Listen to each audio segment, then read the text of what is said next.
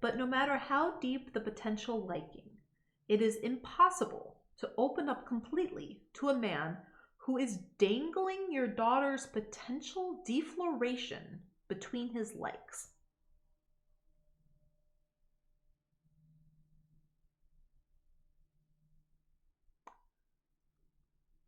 Ew.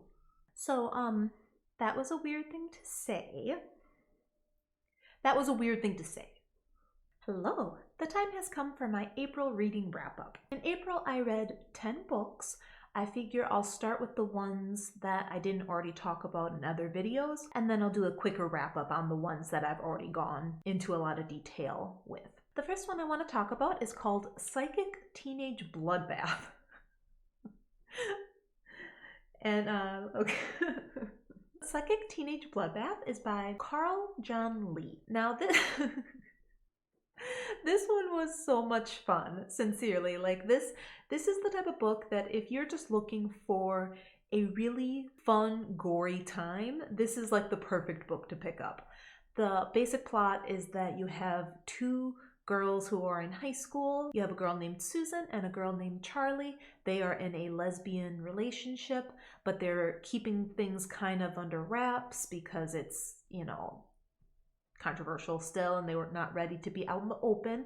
They do get bullied quite a lot though, because people can kind of tell that they're more than just friends. It kind of insinuates that they were bullied anyway just for their personalities and they're not cool and all of that. One thing leads to another, and bullying leads Susan to become severely injured, and she's actually in a coma. Well, it turns out that Susan is not completely asleep.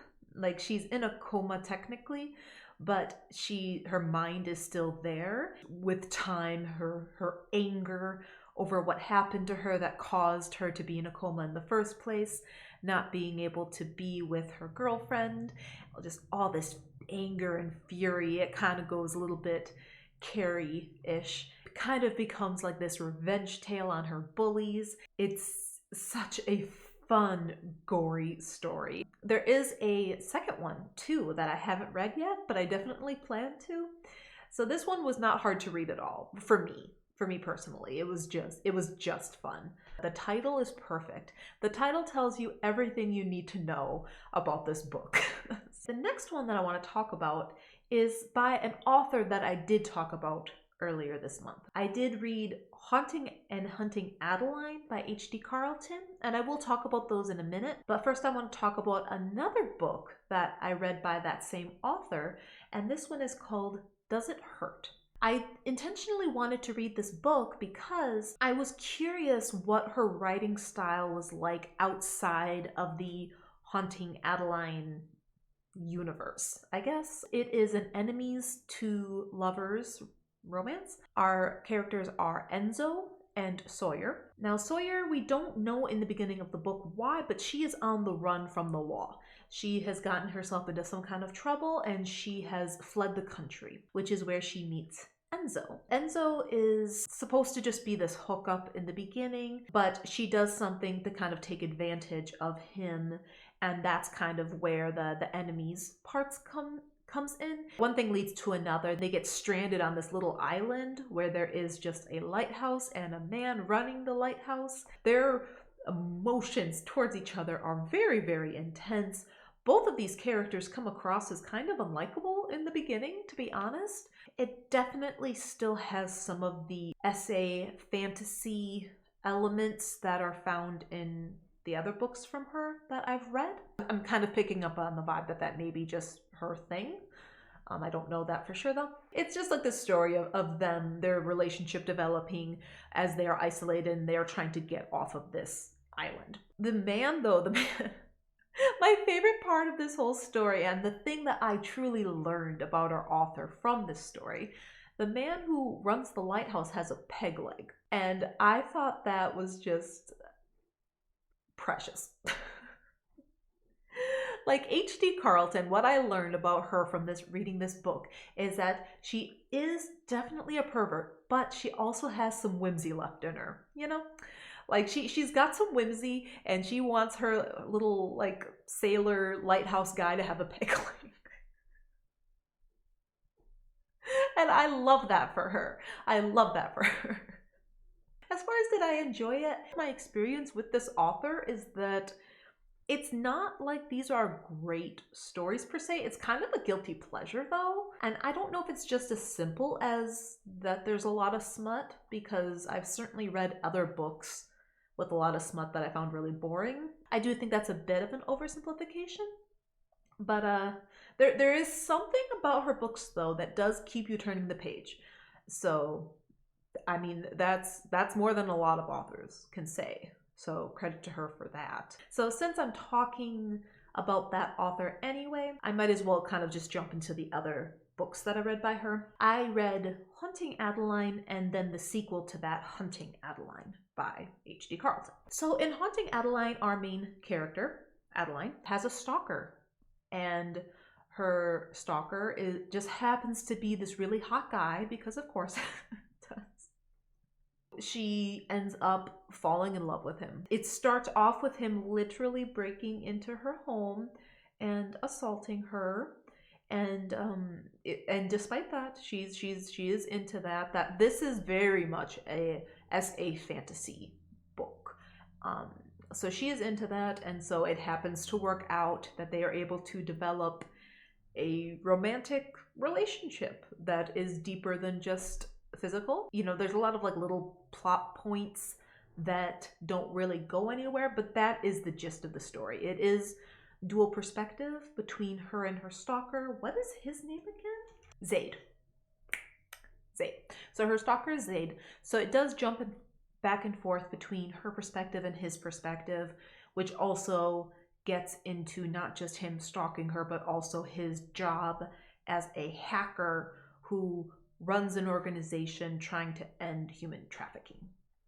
So that's a whole nother subplot, which is important to tell you because the sequel of our book, Haunting Adeline, is Hunting Adeline. Hunting Adeline is still about Adeline and Zaid, but it is also not about stalking anymore, and it is about his human trafficking, trying to end human trafficking. It's about that part of the story more so. Just like the other one, they keep you turning the page. There is so much. There is so much smut in the first book.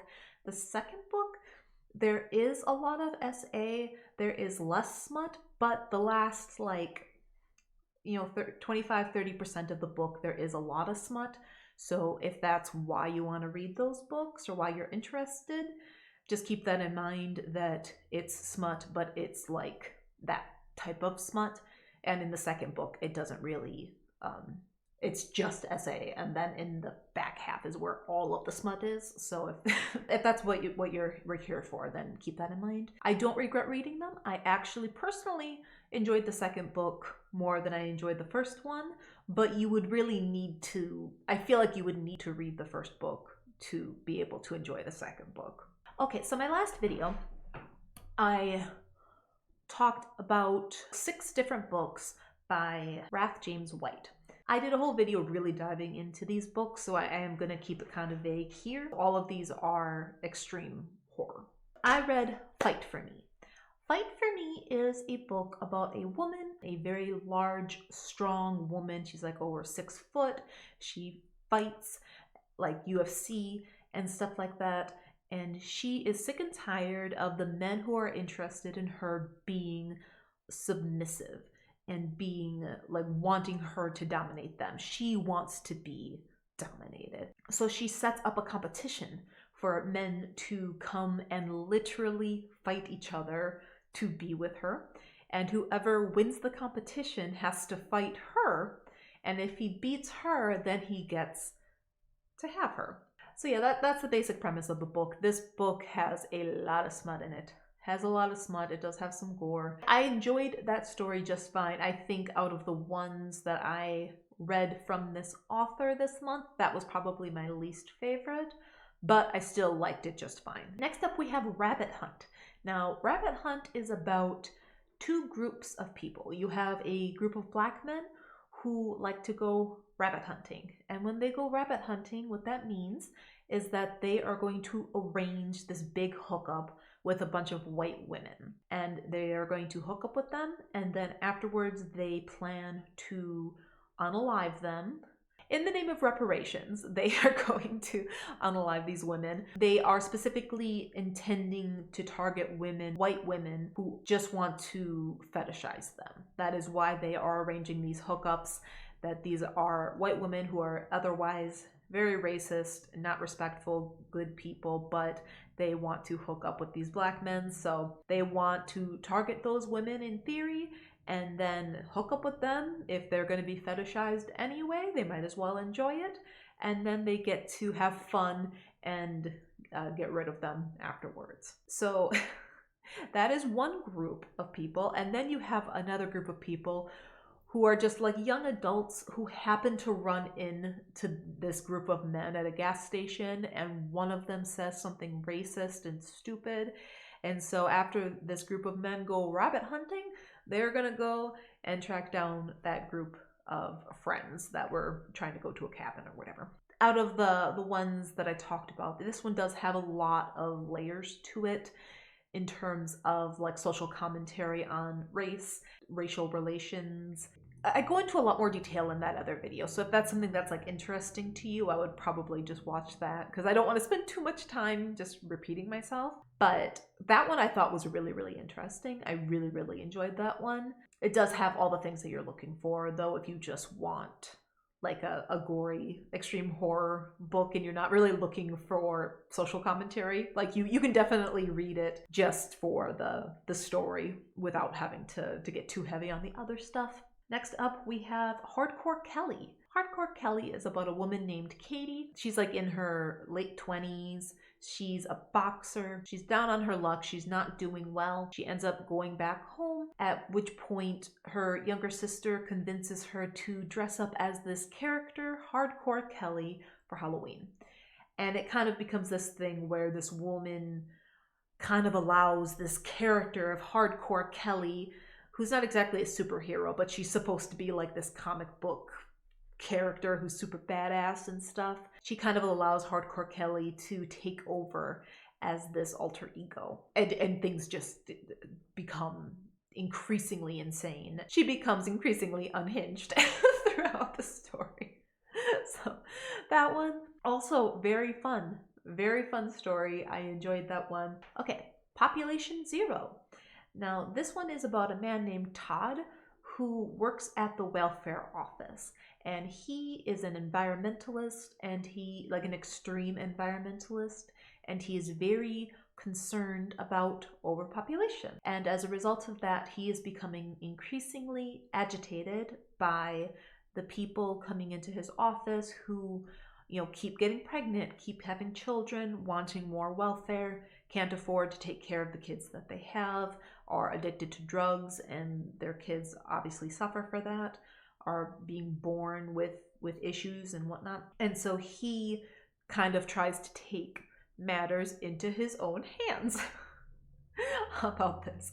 And that book is just the lead up. It has just an insane scene later in the book. Just an, oh my gosh, like it's all kind of like leading up to that, to a certain degree. It's a little bit less fun than the other ones. It's a little heavier, but I really enjoyed it. Even though the ending wasn't bad, it was just kind of abrupt. It definitely was a little bit of a heavier one. Similar to our next book, which is called Everyone Dies Famous in a Small Town. Everyone Dies Famous in a Small Town is about a 16-year-old girl named Mika who heavily uses drugs, including meth, painkillers, in order to cope with a trauma that happened to her, a few years prior. And so she is also mentally ill. She's schizophrenic. There's like this old Native American tale. They live really close to a reservation. So this old myth says that there are children who live in the river, and they will try to lure you and trick you. They'll cry and make giggling sounds trying to lure you to the water. They will drag you in and drown you. With all of her other issues going on, she's not sure. When she starts to see and hear these things, she's not really sure if it's a matter of just her issues, or if she's actually experiencing this myth for real. There's a lot of other intricacies to this story. That one was also a little bit heavier just because of the setting and the circumstances of this town. That it was a good story, but it also made me feel sad. Okay, now my sci-fi book that I finished, my audiobook from the Expanse series that I've been reading. The third one is called Abaddon's Gate. And so the plot, if I don't want to give too much away from the other books, which is getting harder and harder because obviously this is a series and I'm on the third one, but just know we have different perspectives. We have our main character, sort of, that he has been the only character who has been consistent throughout all these books so far. His name is James Holden, and he is the captain, the ship captain of a ship called the Rosinante. We have the perspective of Carlos, but he goes by Bull. He is a military man in the OPA. Now, the OPA is kind of like this offshoot of the government. It's not really like an official part of the government, but they're fighting for legitimacy. And so they are kind of on the precipice of trying to gain that respect. Okay, so then we have our character Clarissa. She is the sister of the character that we had in a previous book. And then we have a woman named Anna, who is a pastor. And so all of these characters, you're flipping back and forth between all of these perspectives. The basic story that's bringing all these people together is that there is a threat to humanity, and we'll just call it the Ring. So this is a physical thing that is in our solar system, and because there is this threat, there's different circumstances that brings everybody together to the Ring. So everybody is there, but for their own reasons. The Ring is known to be a threat to humanity. And then throughout the story, you start to wonder, it's like, okay, is the Ring the threat to humanity, or is humanity the threat to humanity? Oh my gosh, this series, I listened to this series on Audible. The narrator, if you have not heard me talk about this before, the narration, I specifically prefer to listen to the audio version because the narration is so good. So it's just, in general, this is true of all of the books so far, but this book in particular, they're always touching on politics and like social and cultural norms and all of that. This book also touches on religion and faith and forgiveness. It touches on loyalty. Who are you loyal to? How bad would a situation need to get for you to change your loyalty? It deals with a lot of heavy things, but it is such a pleasant, like, I cannot encourage people to listen to this enough. Like, it is fantastic. It is so well written. You believe, all these characters are believable and likable in their own ways, but not necessarily in a way that you would always agree with them, you know? Like, they just feel very real.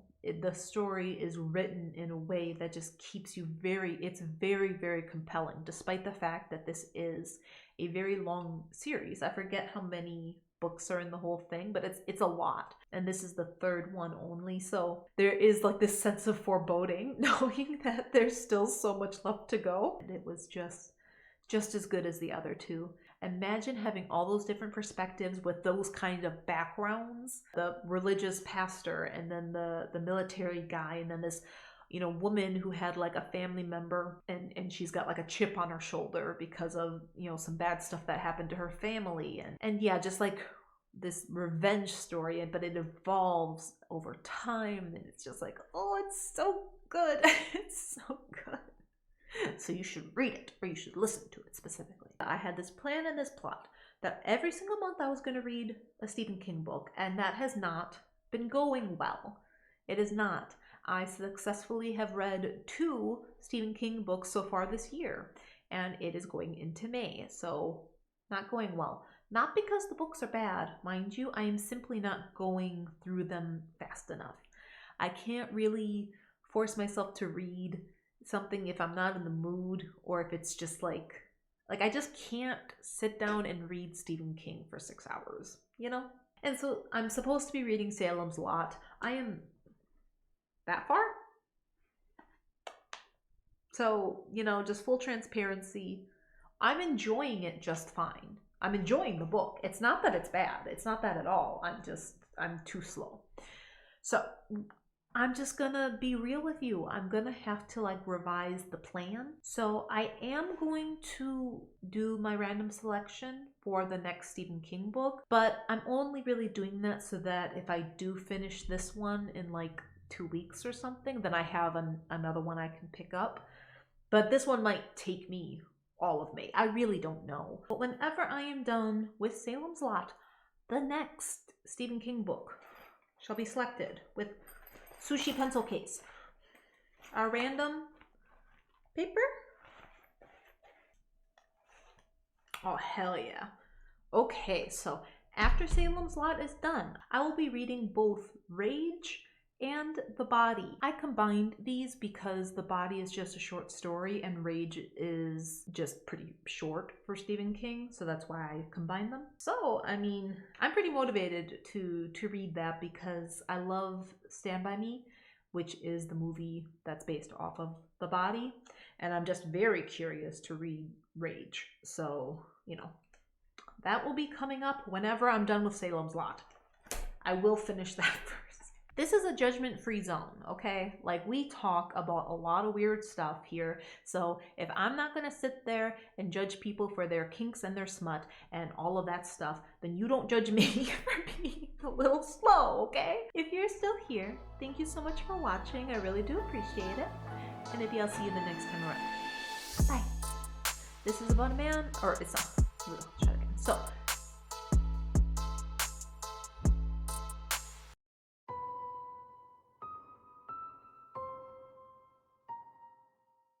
his daughter's boyfriend. There's a fly. Threatening my sense of calm.